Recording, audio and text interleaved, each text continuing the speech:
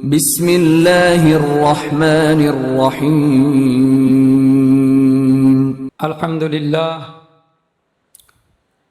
لله نحمده ونصلي على رسوله الكريم أما بعد فأعوذ بالله من الشيطان الرجيم بسم الله الرحمن الرحيم يريدون ليطفئوا نور الله بأفواههم والله متم نوره ولو كره الكافرون هو الذي أرسل رسوله بالهدى ودين الحق ليظهره على الدين كله ولو كره المشركون صدق الله العظيم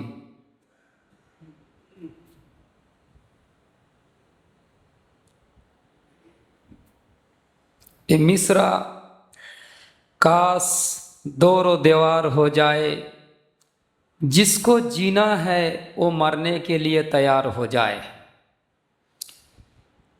আজকের আমাদের আলোচনা বিষয় হচ্ছে মূল এই আয়াতের এই সূরার উমুদ 9 নম্বর আয়াত হুয়াল্লাযী আরসালা রাসূলাহু বিল হুদা ওয়া দীনিল হক লিইয়ুযহিরাহু আলাদ দীনি কুল্লিহি ওয়ালাউ কারিহাল মুশরিকুন। এই সূরার উমুদ মানে যেটাকে বলছিলাম লকেট পয়েন্ট।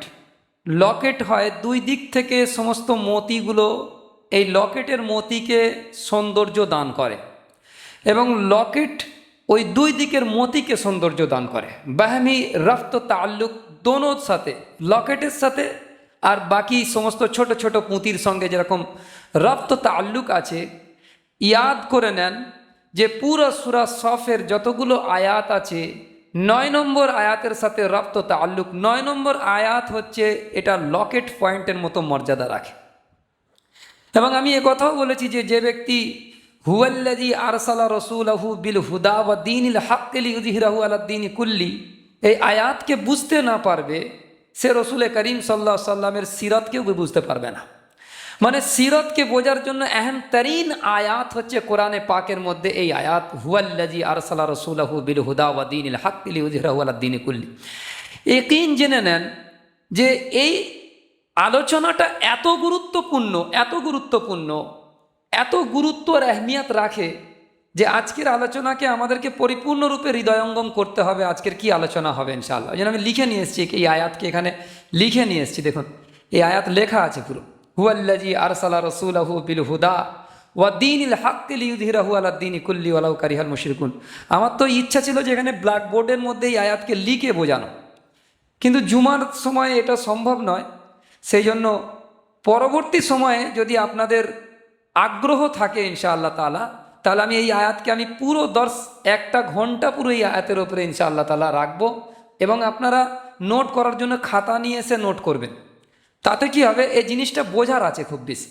ইসলামের কনসেপ্ট যতক্ষণ না বুঝবেন ততক্ষণ পর্যন্ত আপনার নামাজ রোজা, আপনার জিন্দগির যে মাকসাদ কি আছে এইটা না বুঝলে নামাজ কিছু সময় পড়ে নেবে, রোজা কিছু সময় করে নেবে, এরকম ঠিক আছে, কিন্তু জিন্দগির যে মাকসাদ এবং আমি ইসলামের কনসেপ্টটা কি হওয়া উচিত সেটাকে পুরো মানে পেশে নজর থাকতে হবে। প্রত্যেকটা মুসলমানের পেশে নজর সামনে থাকতে হবে একদম।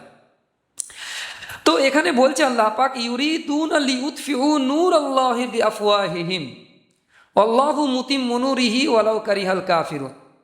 তারা তাদের মুখের ফু দিয়ে আল্লাহ তাআলার আলোকে নিভিয়ে দিতে চায়, কিন্তু আল্লাহ তাআলা তার আলোকে পরিপূর্ণতা দান করবেনই, পরিপূর্ণতা দান করেই ছাড়বেন, যদিও অবিশ্বাসী অর্থাৎ কাফেরদের মনের মধ্যে যতই জ্বালা যন্ত্রণা হোক না কেন। তরজমা এরকম। তারপরে বলছেন তিনিই সেই আল্লাহ হুয়াল্লাযী আরসালা রাসূলাহু, তিনিই তো সেই আল্লাহ যিনি তার রসুলকে পথের দিশা দিয়ে বিল হুদা দিয়ে ওয়া দীনিল হক দিয়ে এবং দ্বীনে হক দিয়ে একটা পরিপূর্ণ জীবন ব্যবস্থা দিয়ে প্রেরণ করেছেন। কেন প্রেরণ করেছেন? তাকে সকল দ্বীনের উপরে এই দ্বীনকে প্রবল করে দেয়। অর্থাৎ একটা মানুষের জিন্দগির কোনো শাখা, এটাকে আরেকবার নোট করাতে চাইছি, একটা মানুষের জীবনের কোনো শাখা প্রশাখা আল্লাহর হুকুম থেকে নবীর তরিকা থেকে খালি না হয়ে যায়। কুলকে কুল জিন্দগির ওপরে আল্লাহর দিন গালিব হয়ে যায়। কুলকে কুল জিন্দগির ওপরে আল্লাহর দিন পরিপূর্ণভাবে মানুষের জিন্দগিতে এসে যায়।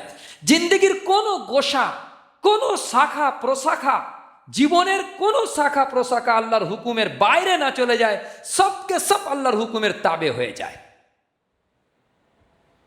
ওয়ালাউ কারিহাল মুশরিকুন, এবং মুশরিকদের মধ্যে যতই এটা জ্বালা যন্ত্রণা হোক, তারা অপছন্দ করুক, মুশরিকরা। এখানে মুশরিক শব্দ কেন নিয়ে এসছে?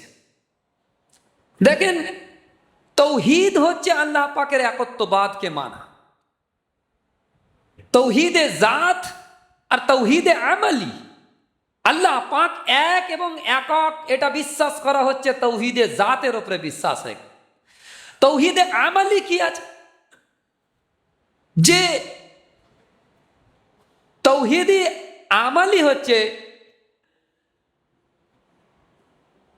পরিপূর্ণ ক্ষমতা এবং হুকুম দেনেওয়ালা, মুতলাক আইন প্রণয়ন করনেওয়ালার মুতলাক ক্ষমতা, মানে পরিপূর্ণ ক্ষমতা, একক ক্ষমতা, একচ্ছত্র ক্ষমতা বা স্বয়ং সম্পন্ন, যেটাকে বাংলায় বলা হয় স্বয়ং সম্পন্ন ক্ষমতা। এই স্বয়ং সম্পন্ন ক্ষমতাটা সিরিফ আর সিরিফ আল্লাহ। বাকি যত কানুন আইন বের হবে, আল্লাহ পাকের আইনের মধ্যে মধ্যে দায়রার মধ্যে থেকে আইন বের করতে হবে। স্বয়ং সম্পন্ন আইন প্রণয়ন করার ক্ষমতা পৃথিবীর আর কারণেই আল্লাহ ছাড়া। এতে যদি কাউকে আল্লাহর এগেনেস্টে, যদি কারো আইনকে আমি আল্লাহর এগেনেস্টে মেনে নিই এবং তার ইত্তেবা করতে থাকি, তার হুকুম পালন করতে থাকি, এটা হবে আমালি শিরক। আর এটা পুরোপুরি সূরা তাওবাতে 7 আয়াত পর পর আছে। তার মধ্যে এখানে 7 আয়াত বহুত আহম কোরআন শরীফের মধ্যে, যেরকম সূরা ফাতিহার 7 আয়াত। তো সূরা তাওবাতে আগে পিছে 7 আয়াত এই আহম মজমুনকে বয়ান করেছে।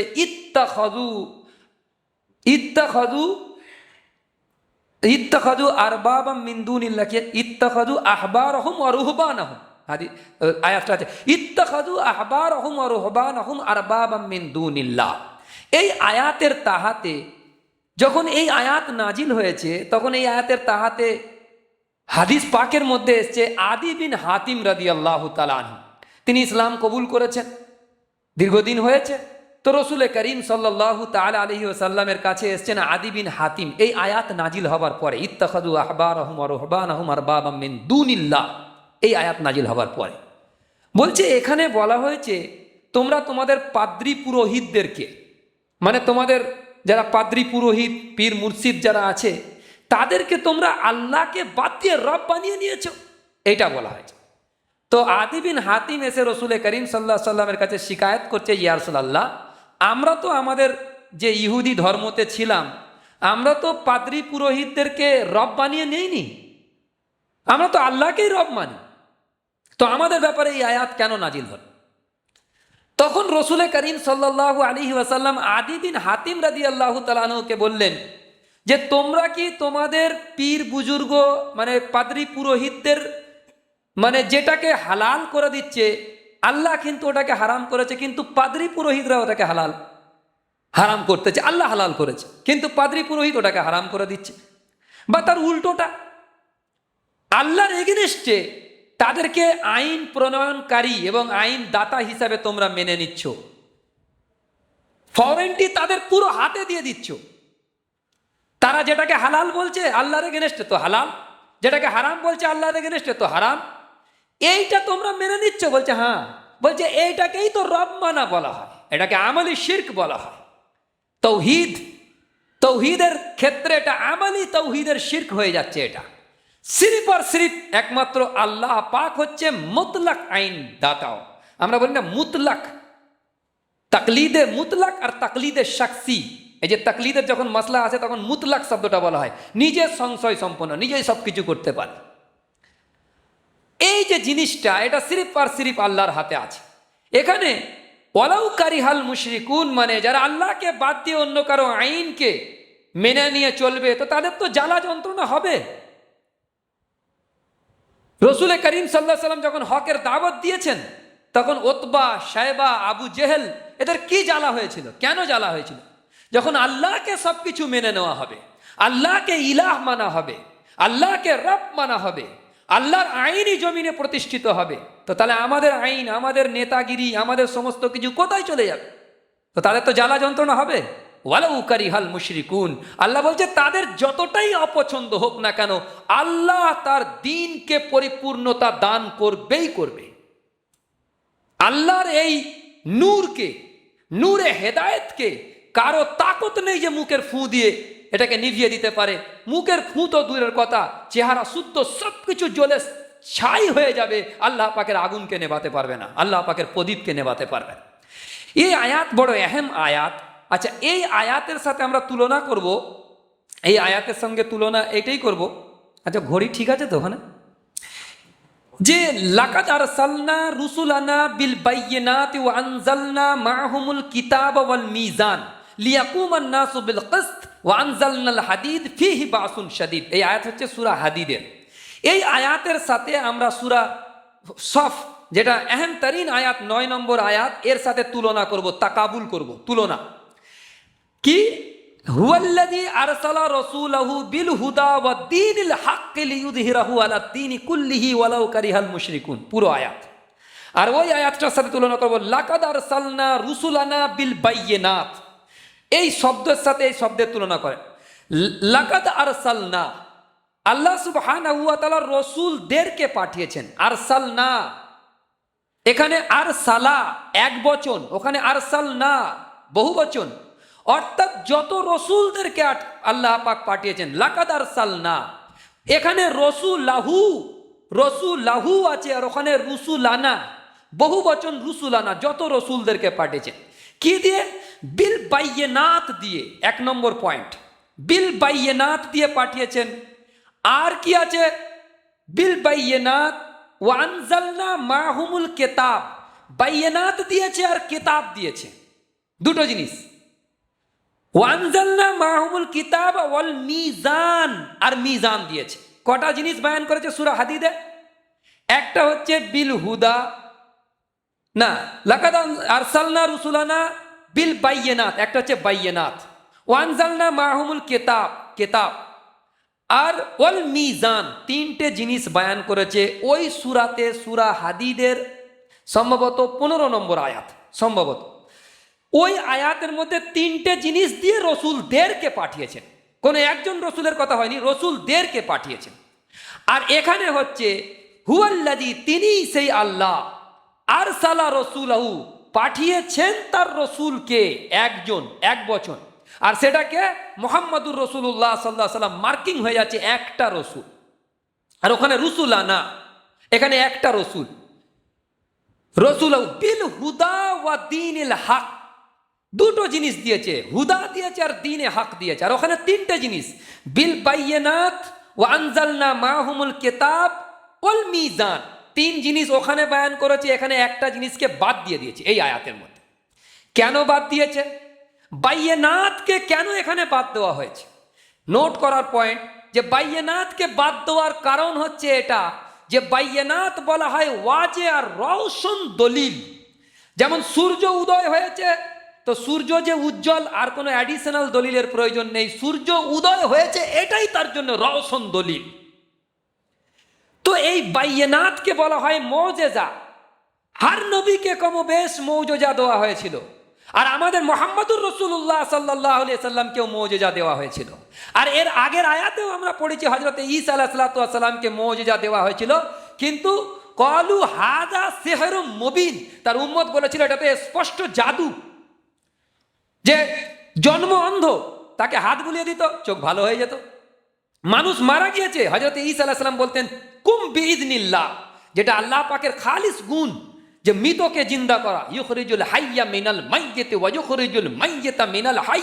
এই আয়াত পুরো দালালাত করতেছে যে মৃত্যুর ভিতর থেকে জীবন্ত বের করবে, জীবনের ভিতর থেকে মৃত্যু বের করবে, এই আল্লাহ পাকের সিফাত। এই মুজিজা হযরত ঈসা আলাইহিস সালামকে দিয়েছিলেন। এত আজিব আজিব মুজিজা হযরত ঈসা আলাইহিস সালামকে দিয়েছিলেন। বলেছেন ক্বালু হাযা সিহরুম মুবিন, এটা তো স্পষ্ট জাদু। আর ওলামাদের কাছে, ইহুদের ওলামাদের কাছে যখন নিয়ে গেছিল, বনি ইসরায়েলের বড় বড় ওলামাদের কাছে, তারা বলেছিল এটা জাদু, আর জাদু করনেওয়ালা ইসরায়েলি কেউ যদি জাদু করে, জাদু হারাম, আর জাদু হারাম হওয়া সত্ত্বেও কেউ যদি হালাল মনে করে সে কাফের। আর কাফের না বলকে মোরতাদ, ইসলাম থেকে বেরিয়ে যাওয়াকে মোরতাদ বলা হয়। আর মোরতাদ হলে তাকে ওয়াজিবুল কাতল হবে। কথা কোত্থেকে কোথায় নিয়ে গেছে। ওই জন্য হজরত ঈসা আলাইহিস সালামকে সুলে চড়াবার জন্য তার উম্মত তৈরি হয়ে গেছে, ফতোয়া এসেছে যে কেন মারা হবে একে কতল করলে 10,000 সওয়াব হবে। যখন আমাকে কতল করার কথা ফতোয়া এসেছিল না, তো বলছে 10,000 সওয়াব হবে। তো কেন? এ তো ফতোয়া দিয়েছে, এই জন্যে কতল করা। তো ঠিক ঈসা আলাইহিস সালামকে কতল করার ফতোয়া কোত্থেকে আসলো? যে জাদু ইসলামে হারাম, আর হারামকে কেউ যদি হালাল মনে করে সে মোরতাদ, মানে ইসলাম থেকে সে বেরিয়ে যাবে। আর মোরতাদ হলে ইসলামের কানুন হচ্ছে তাকে ওয়াজিবুল কতল। সেই জন্য হজরত ঈসা আলাইহিস সালামকে কতল করার জন্য তৈরি হয়ে গেছে। তো এখানে বিল বাইয়িনাত বলা হয় মুজিজাকে। আর রাসূল করিম সাল্লাল্লাহু আলাইহি ওয়াসাল্লামকে বহুত সারে মুজিজা দিয়েছিলেন। চাঁদকে দুটুকরো করেছিলেন হুজুরে পাক সাল্লাল্লাহু তাআলা আলাইহি ওয়াসাল্লাম। কিন্তু হুজুরের জিন্দেগির সবথেকে সেরা মুজিজা, সবথেকে টপ মুজিজার সবথেকে ক্লাইম্যাক্স ছিল কোনটা? কোরআনে পাক। যেহেতু বিল হুদা বলে কোরআনকে বোঝানো হয়ে গিয়েছে, বিল হুদা বলে যেহেতু কোরআনকে বোঝানো হয়ে গিয়েছে, এর মধ্যে মুজিজা भी শামিল আছে, বিল বাইয়িনাত भी শামিল আছে। কথা ক্লিয়ার হয়েছে কিনা? যেহেতু বিল বাইয়িনাত এই মধ্যে, এই লফজে হুদার মধ্যে, বিল হুদা মানে আল হুদার মধ্যে বাইয়িনাত শামিল আছে, মুজিজা শামিল আছে। এটা খোদ মুজিজা। অন্যান্য নবীরা মুজিজা দেখিয়েছিলেন, কিন্তু ইন্তেকালের সাথে সাথে নিয়ে চলে গিয়েছেন। মুহাম্মদুর রাসূলুল্লাহ সাল্লাল্লাহু আলাইহি ওয়াসাল্লাম মুজিজা দেখিয়েছিলেন, কিন্তু ইন্তেকালের সাথে সাথে মুজিজা সাথে নিয়ে যাননি। উম্মতের জন্য কোরআনে কারীমের মুজিজাকে রেখে বিল বাইয়িনাত রেখে দিয়েছে। রওশন মুজিজা, যে গোটা পৃথিবী এখনো আশ্চর্য হতে বাধ্য। একটা 10 বছরের বাচ্চা পুরো 30 পারা কোরআন হুবহু পুরো মুখস্থ বলতে পারে। এর থেকে বড় মুজিজা কি আছে? যে পৃথিবীর কোনো কিতাব এরকম নেই যে মুজিজা বলতে পারবে এরকম ভাবে। আমরা তো ধনধন্য অডিটোরিয়ামে দেখেছি, প্রশ্ন করা হচ্ছে এই আয়াত কোথায় আছে, গড়গড় করে উত্তর দিচ্ছে। পৃথিবীর কোনো কেতাবের ব্যাপারে এরকম চ্যালেঞ্জ করতে পারবে না। এরকম বাচ্চা, 10 বছরের বাচ্চা, ও আমি তো দূরের কথা, কাবা শরীফের ইমাম যদি একটা অক্ষর ভুল পড়ে এসে ধরিয়ে দেবে। একটা 10 বছরের বাচ্চা হাফেজ। ইয়ে কোরআনের মুজিজা। এই কোরআনকে আল্লাহ পাক এইভাবে সংরক্ষণ করছেন বিল হুদা ওয়া দীনিল হক, এবং দ্বীনে হক দিয়েছে, দ্বীনে হক দিয়েছে। আর ওখানে কি বলা যায়? লাকাদ আরসালনা রুসুলানা বিল বাইয়িনাত ওয়া আনজালনা মাআহুমুল কিতাব ওয়াল মিজান। দ্বীনে হক দুনিয়াতে প্রতিষ্ঠিত হবে মিজান, ইনসাফ, ন্যায় নিষ্ঠার সাথে একটা পাল্লা, দাঁড়ি পাল্লা, যেটাকে বলা হয় কানুনি মিজান। ইয়ে পুরো পৃথিবীর মানুষকে ইনসাফ দিলাবার জন্য, পুরো পৃথিবীর মানুষকে শান্তির পাল্লায় আনার জন্য এ মিজান দেওয়া হয়েছে দ্বীনে হকের সকলে। একটা পরিপূর্ণ জীবন ব্যবস্থা ন্যায় নিষ্ঠার সাথে প্রতিষ্ঠিত হবে। কেন দিয়েছিলেন?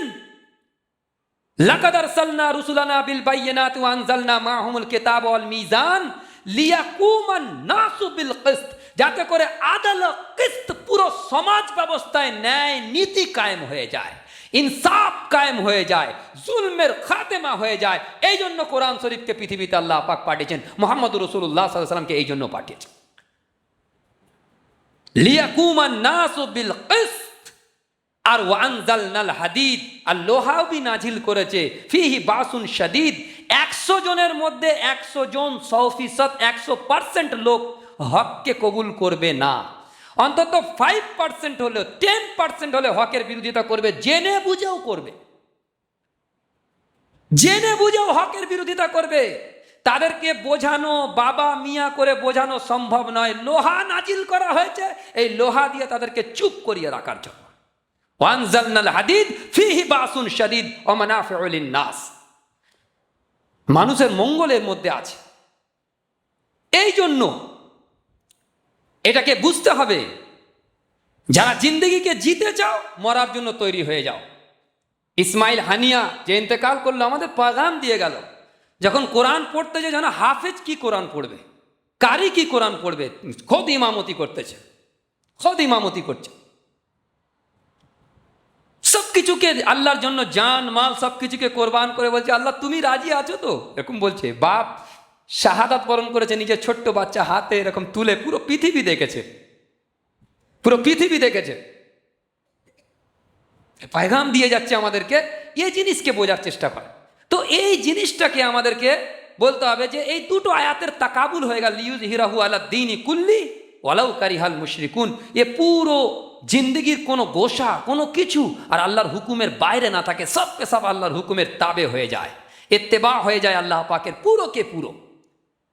আচ্ছা, এরপরে আমরা আসল যে পয়েন্ট একটা বয়ান করতে চাইছি, সেটা খুব গুরুত্বপূর্ণ একটা পয়েন্ট। সেটা হচ্ছে খাতমে নবুয়তের উপরে যে সবথেকে আহম তরিন আয়াত কোরআন শরীফের মধ্যে, মা কানা মুহাম্মাদুন আবা আহাদিম মির রিজালিকুম ওয়ালাকির রাসূলুল্লাহি ওয়া খাতামুন নাবিয়্যিন। এই আয়াত সবথেকে আহম তরিন আয়াত খাতমে নবুয়তের উপরে। আর খাতমে নবুয়তের এই যে খতম শব্দটার মানে দুটো হয়। কটা হয়? দুটো। খতম এর মানে দুটো হয়। খুব ভালো করে পয়েন্ট নোট করেন, খতম শব্দের মানে দুটো। একটা হচ্ছে কোনো কিছু প্রথমে ছিল, এখন সেটা শেষ হয়ে গেছে, এর একটা মানে। দ্বিতীয় মানে হচ্ছে যে পরিপূর্ণ করে দেওয়া, পরিপূর্ণ করে দেওয়া, এটা খতমের মানে।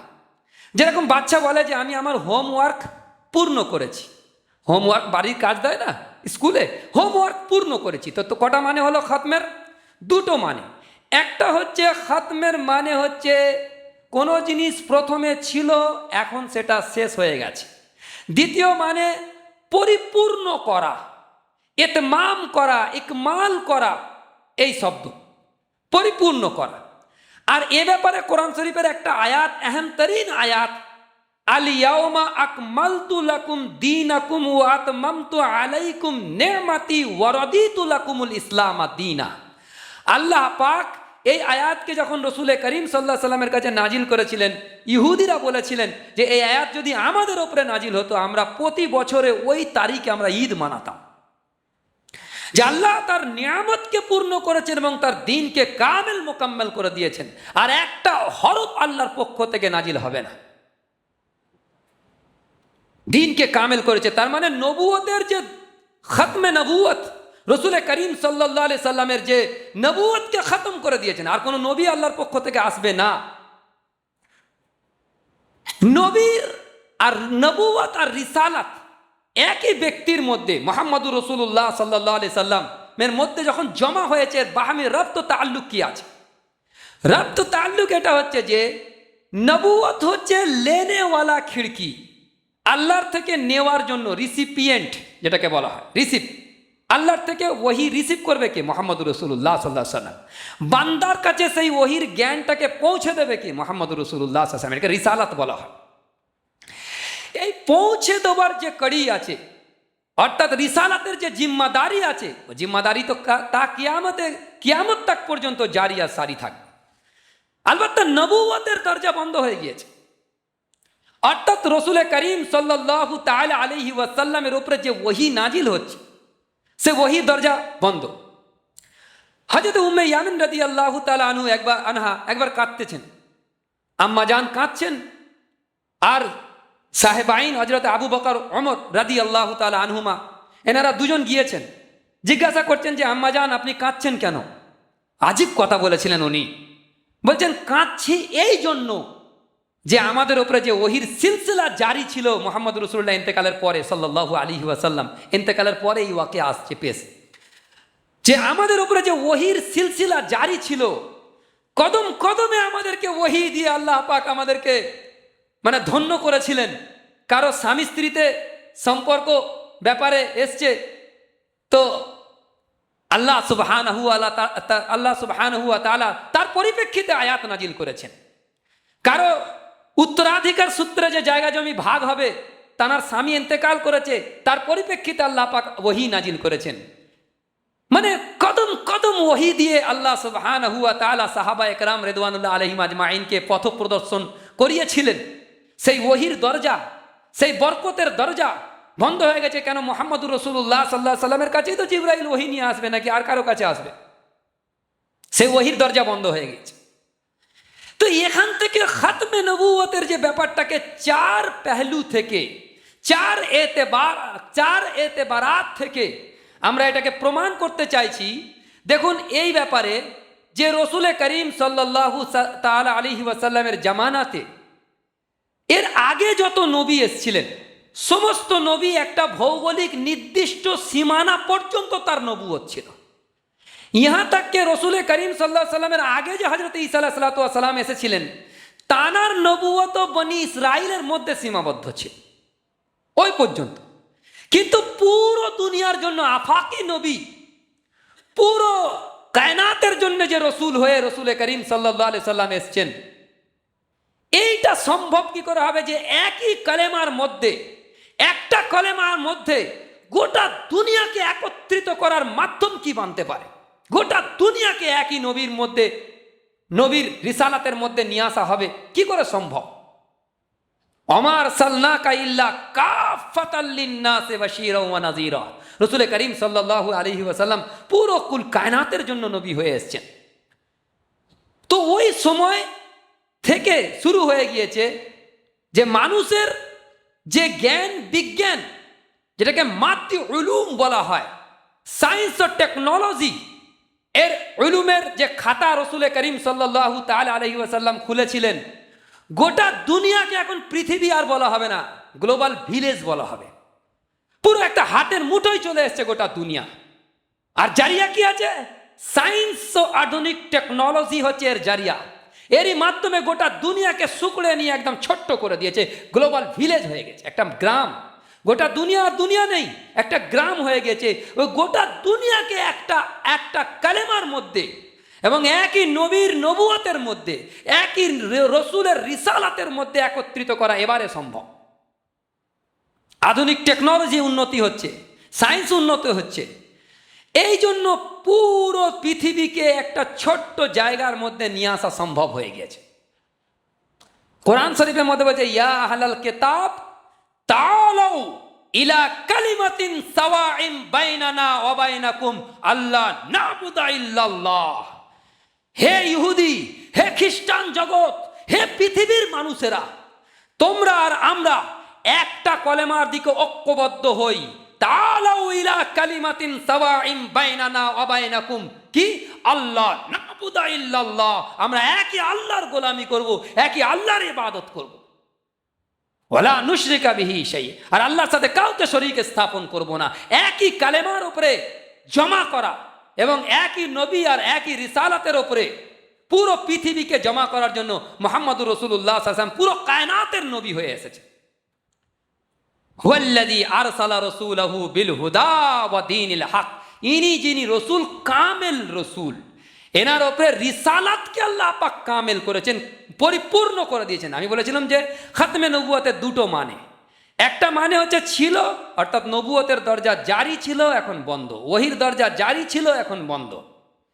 কিন্তু রসুল করিম সাল্লাল্লাহু আলাইহি সাল্লামের উপরে দ্বীনকে পরিপূর্ণতা দান করেছেন, পরিপূর্ণ করে দিয়েছেন হুজুরে পাক সাল্লাল্লাহু আলাইহি সাল্লামের উপরে দ্বীনকে। আল ইয়াউমা আকমালতু লাকুম, লফজে ইকমাল আর লফজে ইতমাম দুটো একই আয়াতের মধ্যে জমা করেছে।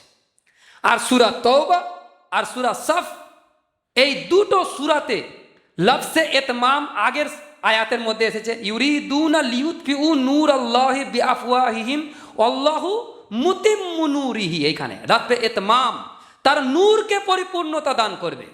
আর নূরকে পরিপূর্ণতা দান করবে তার মানে কি? বিল হুদা। নূর কি? হুদা, অর্থাৎ কোরআনে পাক। ফামিনু বিল্লাহি ওয়া রাসূলিহি ওয়ান নূরিল্লাযী আনজালনা, আল্লাহ পাক যে নাজিল করেছেন নূর, সেই নূরকে আল্লাহ পাক পরিপূর্ণতা দান করেছেন বিল হুদা দিয়ে। এবং এর পুরো সংরক্ষণের দায়িত্ব আমার আল্লাহ সুবহানাহু ওয়া তাআলা নিয়ে নিয়েছেন। ইন্না নাহনু নাযালনা যিকরা ওয়া ইন্না লাহু লাহাফিজুন। কোরআন শরীফের মধ্যে আল্লাহ পাক বলেছেন, কোরআনকে নাজিল করেছি আমি, আর এর পুরো সংরক্ষণের জিম্মাদারি আল্লাহ পাক তার কুদরতি হাতে নিয়ে নিয়েছে, কুদরতি ভাবে নিয়ে নিয়েছে। কেন? অন্য নবী আসতো, যদি ওর মধ্যে কোনো কিতাবের মধ্যে গড়বড় করতো, সংশোধন কে করবে? যেহেতু আর নবী আসবে না, মুহাম্মদুর রাসূলুল্লাহ সাল্লাল্লাহু আলাইহি ওয়াসাল্লাম আখেরি নবী, শেষ নবী, আমরা রাসূলুল্লাহ সাল্লাল্লাহু আলাইহি ওয়াসাল্লামের শেষ উম্মত, কিয়ামত পর্যন্ত এই শরীয়ত কায়েম আর দায়েম আর জারি আর সারি থাকবে।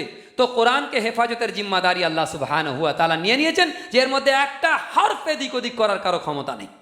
আল্লাহ পাকের হেফাজতের জিম্মাদারি নিয়েছে। তো বিল হুদা হচ্ছে মানুষের জ্ঞান যখন বাড়ছে, একটা বাচ্চা আছে তার জ্ঞান বাড়ছে, বাচ্চা যখন ছিল তাকে হাত ধরে ধরে আঙ্গুল ধরে ধরে তাকে রাস্তা চালাতো তার বাপ। আমি আমার বাচ্চাকে হাত ধরে এখন রাস্তা চালাই, যখন সে বালিগ হয়ে যাবে তাকে হাত ধরে চালাবার প্রয়োজন হবে।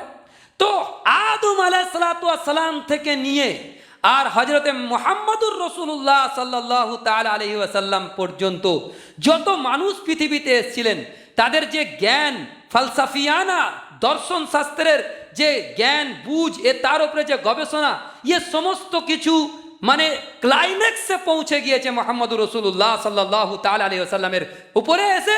তখন এই উম্মতকে আল্লাহ সুবহানাহু ওয়া তাআলা বলতে চাইছেন যে বালিগ হয়ে গিয়েছে, এবারে তোমাদের উপরে কোরআনে পাক যে গাইড বুকস অর্থাৎ কোরআনে পাককে পরিপূর্ণ করে তোমাদের দিয়েছি।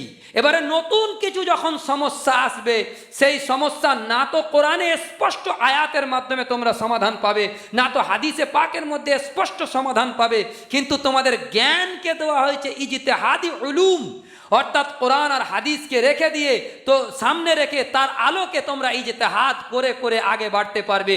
জ্ঞান মুহাম্মদুর রাসূলুল্লাহ সাল্লাল্লাহু আলাইহি ওয়াসাল্লামের উম্মতকে দেওয়া হয়েছে। হযরত মুআয বিন জাবাল রাদিয়াল্লাহু তাআলাকে যখন ইয়ামেনের গভর্নর করে পাঠাচ্ছিলেন, তখন বলেছিলেন যে তোমার সামনে যখন বিচার ফয়সালা আসবে, নবীজি বলেছেন কি দিয়ে করবে? বলছে কিতাবুল্লাহ। বলছে ফাইল্লাম তাজিদ ফিহে, যদি কিতাবুল্লাহতে ফয়সালা না পাও তখন বলছে সুন্নতে রাসূলুল্লাহ।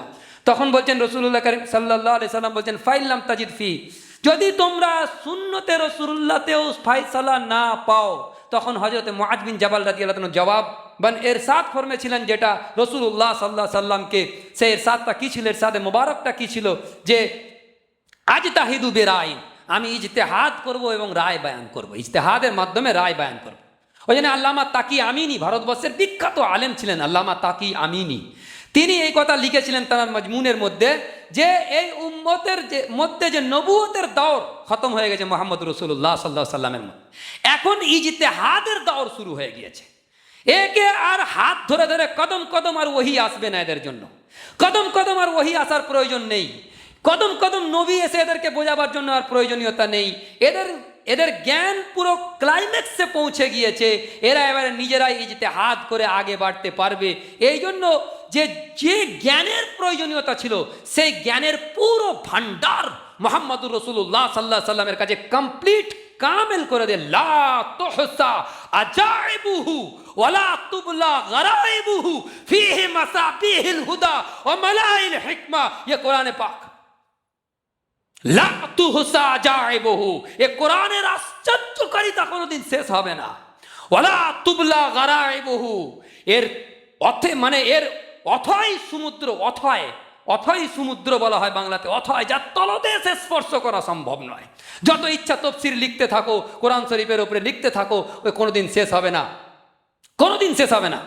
ওয়ালাউ আন্না মা ফিল আরদি মিন শাজারাতিন আকলামু ওয়াল বাহরু ইয়ামুদ্দুহু মিন বাদি সাবআতু আবহুরিম মা নাফিদাত কালিমাতুল্লাহ, সাত সমুদ্রের পানিকে যদি কালি বানানো হয়, গোটা পৃথিবীর সমস্ত গাছকে যদি কলম বানানো হয়, আর আল্লাহর কালামের ব্যাখ্যা লিখতে শুরু করা যায়, পানি আর গাছের কলম সব শেষ হয়ে যাবে, আল্লাহর কালামের ব্যাখ্যা লেখা শেষ হবে না। অথই সমুদ্র এটা, এই অথই সমুদ্র করে বিল হুদা দিয়েছে, কামেল মোকাম্মল করে আল্লাহ পাক বিল হুদা দিয়ে দিয়েছেন। এটা হচ্ছে মানুষের যত জ্ঞান যত গবেষণা বাড়তে থাকবে, এ কোরআন তার সেই প্রশ্নের উত্তর দেওয়ার জন্য কাফি। वो जिस नहीं ईमान जिसे लियाए दुकाने फलसफा से ढूंढे से मिलेगी आकल को ये कुरान की सिपारों में। ये কোরআনের সিফারাতে গৌর করো, যত ইন্টালেকচুয়াল হয়ে যাক, ও কোরআন তার উত্তর দেওয়ার জন্য কাফি আছে। কোরআন তার উত্তর দেবে, তার জেহেনে পানি পৌঁছাবে, ইয়ে কোরআন বিল হুদা। আচ্ছা, এর পরে দেখেন 1 নম্বর পয়েন্ট হচ্ছে খাতমে নবুয়াতে সায়েন্স ও টেকনোলজির উলুম, এর সাথে সম্পর্ক আরসালা রাসূলাহু, কামেল রসুল, যে সারা দুনিয়ার জন্য, সারা দুনিয়াকে একটা ছোট্ট গ্রামের মধ্যে নিয়ে নিয়েছে এখন বর্তমান টেকনোলজি।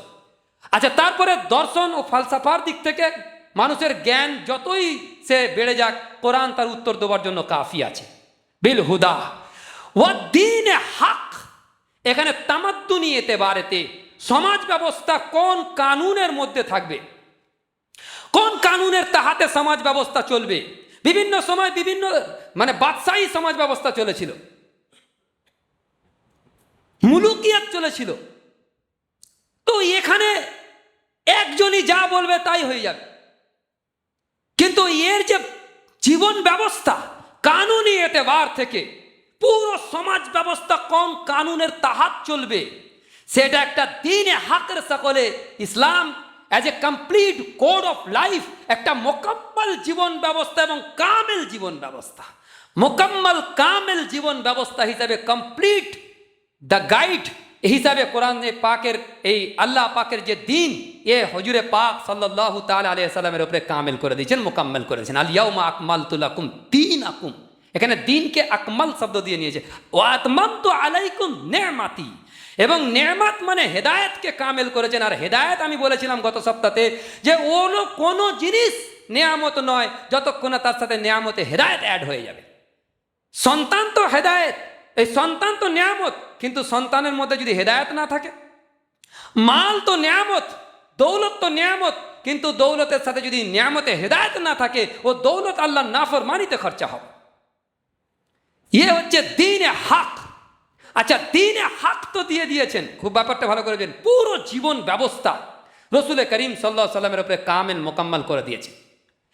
আচ্ছা, দ্বীনে হকের উপরে রসুল করিম সাল্লাল্লাহু আলাইহি ওয়াসাল্লামের খাতমে নবুয়তের যে সম্পর্ক আছে, খাতমে নবুয়তের সম্পর্ককে ভালো করে বোঝেন। 4 নম্বর পয়েন্টটা যে আছে লিইউযহিরাহু আলা দ্বীনি কুল্লি, আমি লিখেছি আমলি নমুনা। ইতমামে হুজ্জত কাকে বলে প্রথম বোঝেন। ইতমামে হুজ্জত বলা হয় যে দাওয়াতকে এই পর্যায়ে পৌঁছে দেওয়া, এইভাবে ওয়াজে করে দেওয়া, পৃথিবীর কোনো মানুষ যেন আল্লাহর বিপক্ষে কোনো ওজর, আপত্তি, হুজ্জত বা দলিল পেশ করতে না পারে যে আমি তো এই কাজটা বুঝিনি, এই কাজটা তো করা সম্ভব নয়, এই কাজটার তো দাওয়াত আমার কাছে পৌঁছেনি, এ কোনো কিছু এরকম ওজর ও আপত্তি আল্লাহর দরবারে কোনো মানুষ যাতে পেশ না করে, সেই জন্য আল্লাহ সুবহানাহু ওয়া তাআলা জামানায় জামানায় নবীদেরকে পাঠিয়ে ইতমামে হুজ্জত কায়েম করে দিয়েছে। ইতমামে হুজ্জতটা বুঝতে পেরেছি তো, ইতমামে হুজ্জত কায়েম করেছে। তো মুহাম্মদুর রাসূলুল্লাহ সাল্লাল্লাহু আলাইহি সাল্লামের উপরে ইতমামে হুজ্জত কিভাবে হুজুরে পাক সাল্লাল্লাহু আলাইহি সাল্লাম কায়েম করলেন, যে দামি দামি কথা, অনেক দামি কথা, অনেক মূল্যবান কথা আর অনেক উঁচু কথা, ওটা বলে দেওয়া বায়ানের মধ্যে আসান, লিখে দেওয়া কেতাবের মধ্যে আসান, কিন্তু আমরা বলবো এটা তো শায়ের, এটা তো একটা কবিতা, বলতে হয় বলে দিয়েছে, কিন্তু এটা বাস্তবে কোনোদিন সম্ভব নয়, বাস্তবে সম্ভব নয়। বলছে না কবিতার মধ্যে শায়ের বলছেন যে তুমি যদি চাও তো চাঁদ আর সিতারাকে আমি ভেঙে তোমার কাছে নিয়ে আসবো, সম্ভব? এ তো শায়েরেতে সম্ভব, এটা তো বাস্তবে কোনোদিন হতে পারে না। তো এরকম কথা লিখে দেওয়া, শায়েরেতে বলে দেওয়া আসান। সৈয়দুল কওমে খাদিমাহুম, যে কওমের সরদার হবে আর সে কওমের খাদিম হবে, খিদমত করনে ওয়ালা হবে, এটা তো কি শুধু শায়ের? আমি বলতাম এটাকে ইয়াকিনান শায়ের, যদি না ইতিহাস সাক্ষ্য থাকতেছেন যে আবু বকর আর ওমর রাদিয়াল্লাহু তাআলার জিন্দেগি পুরো গওয়াহ আছে, তারা সৈয়দুল কওম আর খাদিমাহুম করে দেখিয়ে দিয়েছেন, বিল ফেল আমল করে দেখিয়ে দিয়েছেন। গোটা পৃথিবীর সমস্ত নেতাদের উচিত হচ্ছে আবু বকর ওমর হযরত মুহাম্মদ রাসূলুল্লাহ সাল্লাল্লাহু তাআলা আলাইহি সাল্লাম থেকে আদর্শ গ্রহণ করা, যে বিল ফেল শুধু বলেননি, পুরো নিজামে জিন্দেগিকে 10 বছর রসুল করিম সাল্লাল্লাহু তাআলা আলাইহি ওয়াসাল্লাম পুরো বিল ফেল কায়েম করে দেখিয়ে দিয়েছেন, যাতে করে পৃথিবীর মানুষ কেউ না বলতে পারে এই কথাটার উপরে আমল সম্ভব নয়। বিল ফেল কায়েম করে দিয়েছে। বহুত সা এরকম ওয়াকিয়া আছে যে হজরতে ওমরে ফারুক রাদিয়াল্লাহু তাআলা, কটা বাজে ঘড়িটা বোঝা যাচ্ছে না, তো হজরত ওমরে ফারুক রাদিয়াল্লাহু তাআলা ময়দানে গিয়েছেন, আর ময়দানে দেখছেন একজন মহিলা, আওয়াজ আসছে, তার প্রসব বেদনা লেগেছে, প্রসব বেদনা উঠেছে। তখন হজরত ওমর রাদিয়াল্লাহু তাআলা, অর্ধেকটা পৃথিবীর রাষ্ট্রপতি হজরত ওমর রাদিয়াল্লাহু তাআলা নিজের বিবিকে দায়ীর কাজ করার জন্য নিয়ে পেশ করে দিয়েছেন, নিজে রান্না করেছেন। আর একটা ওয়াকিয়া ওর সাথে আছে যে নিজে কাঁধে করে মানে বাইতুল মাল থেকে খাবার নিয়ে এসে নিজে এসে জমা করেছেন, সেখানে রান্না করে খাইয়েছেন। এই নেতা, এই যে নেতা, এ শুধু স্যারের মধ্যে বলার না, বিল ফেল কায়েম করে দেখিয়ে দিয়েছিলেন যে এরা নেতা বলা হয়। শুধু তাই নয়, বাইতুল মাকদাসের দিকে যখন সফর হচ্ছে, হযরত নাফে রাদিয়াল্লাহু তাআলা, হযরত আমর ফারুক রাদিয়াল্লাহু তাআলা যখন সফর করতেছেন, তখন উটেতে সফর হচ্ছে। একবার হযরতে ওমর ফারুক রাদিয়াল্লাহু তাআলা খলিফায়ে ওয়াক্ত, এই যে বলা হয় না আমিরে ওয়াক্ত, খলিফায়ে ওয়াক্ত, আর উটের ওপরে সওয়ার, আর তানার গোলাম লাগাম ধরে আগে আগে হাঁটছেন, পায়দাল হাঁটছেন। ফের যখন শিফট চেঞ্জ হয়েছে, গোলাম নাফে উটের ওপরে আছে আর খলিফায়ে ওয়াক্ত লাগাম ধরে আগে বাড়তেছেন। এ শুধুমাত্র বয়ানের বিষয়বস্তু না, বিল ফেল কায়েম করে দেখিয়ে দিচ্ছেন। আমিরে ওয়াক্ত বলা আসান আছে, এরকম করে দেখিয়ে দিক, তবে মানবো আমিরে ওয়াক্ত, তবে মানবো খলিফায়ে ওয়াক্ত, তবে মানবো নেতা। আমিরে ওয়াক্ত, জামানার আমিন বলা খুব আসান। দেখাও এরকম যে গোলাম উপরে বসে থাকবে উটের, আর আমিরে ওয়াক্ত তার লাগাম ধরে আগে আগে হাঁটবে, পায়দাল হাঁটবে, তবে তো আমি তাকে এই নেতা মান। বিল ফেল ইসলামে কায়েম করেছে লিইউযহিরাহু আলাদ্দীনি কুল্লি। এই যে হার শব্দের অর্থ হচ্ছে পিঠ, যাতে করে উটের পিঠেতে যখন জমে বসে যায় তখন পুরো এজহার হয়ে যায়, স্পষ্ট হয়ে যায়। আমি এর উপরে আগামী সপ্তাহে ইনশাআল্লাহ খুলে কথা বলবো। তো পুরো বিল ফেল কায়েম করেছে। আমি এটাকে আরেকবার গুনিয়ে দিচ্ছি। হুয়াল্লাযী আরসালা রাসূলাহু, সারা পৃথিবীর জন্য তিনি নবী এসছেন। কি? সায়েন্স ও টেকনোলজির উলম সারা পৃথিবীকে ছোট্ট একটা ভিলেজের মধ্যে নিয়ে নিয়েছে। আর মানুষের জ্ঞানের যত মাত্রা বাড়তে থাকবে, যা করবে, যত যত মানে ইন্টালেকচুয়াল হবে, বিল হুদা দিয়ে দিয়েছে, কোরআন কামেল কেতাব। আর তামাদ্দুনি এতেবারেতে কি কানুনের ওপরে চলবে, দ্বীনে হক দিয়ে দিয়েছে, পরিপূর্ণ জীবন বিধান এবং সত্য এবং ন্যায় নিষ্ঠার সাথে, বিল কিস্ত আদল কিস্তের সাথে পুরো দিনের জীবন বিধান দিয়ে দিয়েছে। লিইউযহিরাহু হক লিইউযহিরাহু আলাদ্দীনি কুল্লি। শুধু এটা দেননি, বলকে 10 বছর রাসূল করিম সাল্লাল্লাহু আলাইহি ওয়াসাল্লাম গোটা পৃথিবীর কিয়ামত তাক আনেওয়ালা ইনসানের জন্য একটা নমুনা তৈরি করেছেন, যে দিন এইভাবে কায়েম থাকে সমাজে, শুধু কেতাবে থাকে না, শুধু একজন ব্যক্তির বয়ানে থাকে না, বলকে বিল ফেল পুরো জিন্দেগির দিনটা কায়েম হয়ে গিয়েছে। সৈয়দুল কওমে খাদিমাহুম, সৈয়দুল কওম, কওমের যে নেতা হবে, সে কওমের অর্ধেকটা পৃথিবীর রাষ্ট্রপতি হযরত ওমর রাদিয়াল্লাহু তাআলা আনহু আর খাদিম। এই যে কাজ, এর উপরে যখন আরো মুস্তাকিল লম্বা কথা ইনশাআল্লাহ তাআলা আগামী সপ্তাহে আল্লাহ বাঁচিয়ে রাখলে হবে ইনশাআল্লাহ। ওয়া আখিরু দাওয়ানা।